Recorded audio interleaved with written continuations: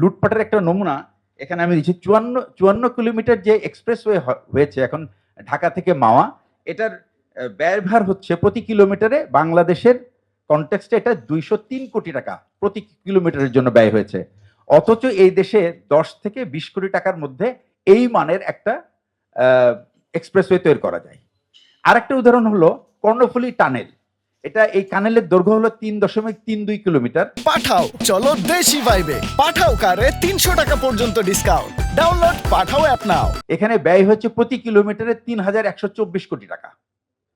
এবং এই উপমহাদেশে যত টানেল হয়েছে তাদের ব্যয় কিলোমিটার প্রতি মাত্র 500 কোটি টাকা।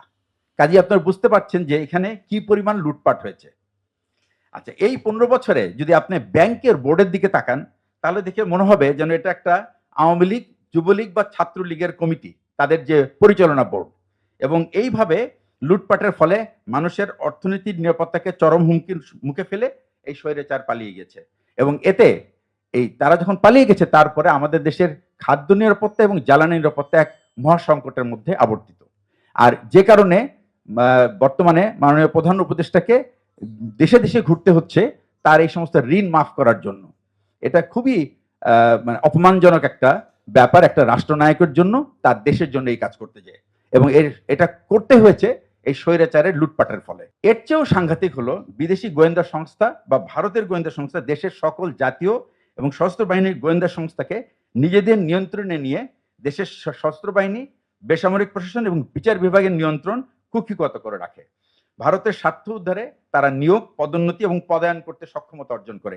এমনকি সংসদ সদস্য মনোনয়নের জন্য ভারতীয় দূতাবাসের আশীর্বাদ প্রয়োজন হয়। এদেশের কিছু অলিগার্ক বাংলাদেশের অর্থনীতি এবং বাজার নিয়ন্ত্রণ করে একদিকে জনগণের অর্থ লুটপাট করেছে, অপরদিকে জনগণকে শোষণ করে ক্রমাগত মানুষের জমানো পুঁজি ভেঙে ফেলতে বাধ্য করেছে এবং তাদেরকে তাদের ভবিষ্যৎ নিয়ে হুমকির মুখে ফেলেছে। 17 জুলাই থেকে 5 আগস্ট পর্যন্ত কমপক্ষে 1400 ছাত্র জনতাকে হত্যা করে এবং 20,000-এর উপর মানুষকে স্থায়ীভাবে পঙ্গুত্ব বরণ করতে বাধ্য করে এই দেশ থেকে জেগে বসা এই সুরের শাসক, বাংলাদেশের রাজনৈতিক ইতিহাসের ভয়াবহ ফ্যাসিস্ট শেখ হাসিনা, সে নিজে, তার আত্মীয় স্বজন, দলবল, সংসদ সদস্য, বিচারপতি, পুলিশ কর্মকর্তা, সশস্ত্র বাহিনীর কর্মকর্তা সবাইকে সহ দেশ থেকে পালিয়ে গেছে। এটা একটা অসম্ভব একটা অবিশ্বাস্য ব্যাপার যে কোনো জাতির জন্য। এবং এই চিত্র স্পষ্টভাবে ইঙ্গিত করে যে বাংলাদেশের ভূখণ্ড এবং বাংলাদেশের মানুষ গত 15টি বছর কতটা নিরাপত্তাহীন ছিল।